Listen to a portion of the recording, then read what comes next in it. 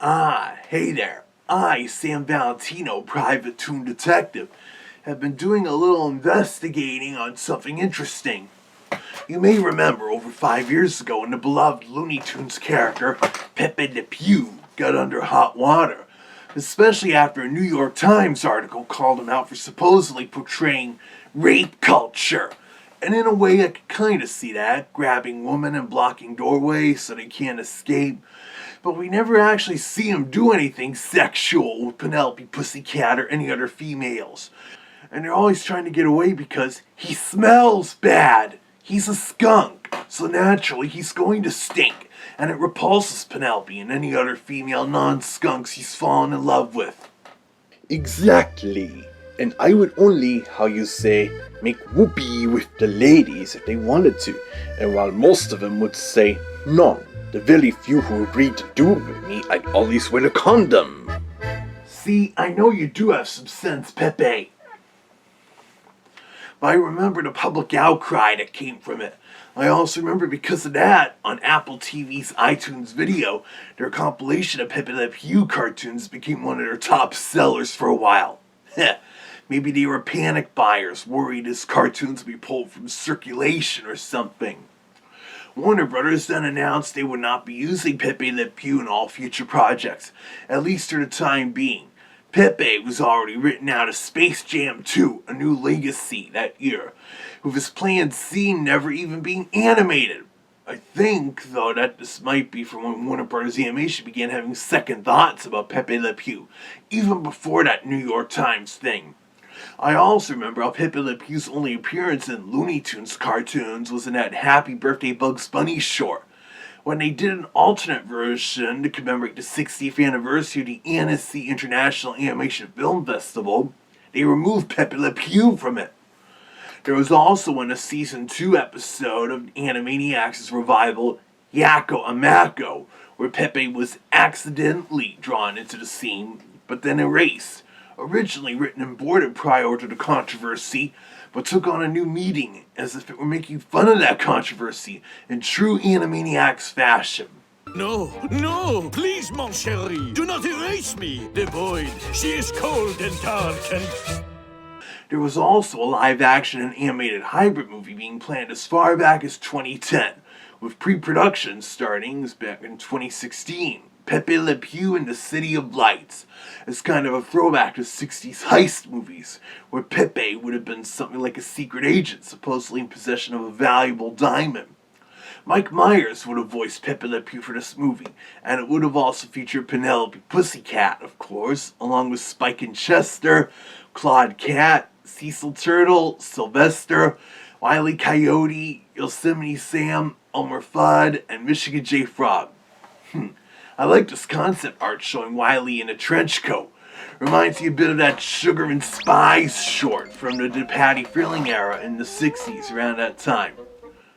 Wabbit, aka New Looney Tunes, had Pepe Le Pew acting as a suave French secret agent who's romantically interested in co-spy Claudette, a French vixen created for the series, voiced by Calf Susie, basically using an aged-up Fifi Le Pew voice. A lady always comes prepared, now to get the crown. What the? Let go of the crown, skunk! Pepe Le Pew as a secret agent, I will admit, is a more interesting character than just being a womanizer. Even in some of Pepe's earlier appearances, Pepe still had some fun trickster aspects in addition to that, like a typical Looney Tunes character may have. I am stupid, no? But anyways, on to what I've been snooping about. There's talk that Warner Brothers Animation is working on bringing Pepe Le Pew out of retirement. He's already set to appear in Coyote vs. ACME coming out next month. Probably a small speaking cameo, but it's better than nothing. There's also how the case artwork for the Looney Tunes Collector's Vault Blu-ray sets have Pepe's prominence gradually rising, with the Volume 3 set to be released this upcoming September. Maybe Warner's going to dip their feet into bringing back Pepe to see how people react to him again, while toning down his womanizing tendencies. And I also remember Warner Brothers Animation did announce they have some big plans for the Looney Tunes for 2028. It all comes down to how successful Coyote vs. Acme is through Ketchup Entertainment's release more than a month and a half away. Coupled with Paramount-Skydance looming over Warner Bros. Discovery like a typhoon looking to swallow up a ship. But those democratic states of America are already filing a big antitrust lawsuit to block Paramount's planned merger, led by California. While the state of Oregon dropped a motion to delay the deal, the others are apparently still working hard at it, including most notably California, especially at the outcry from all the Hollywood actors and writers and all the movie theater companies, not to mention legal hurdles from the United Kingdom. And Paramount-Skydance has threatened that they'll relocate their operations from California, maybe to Texas or somewhere on the East Coast.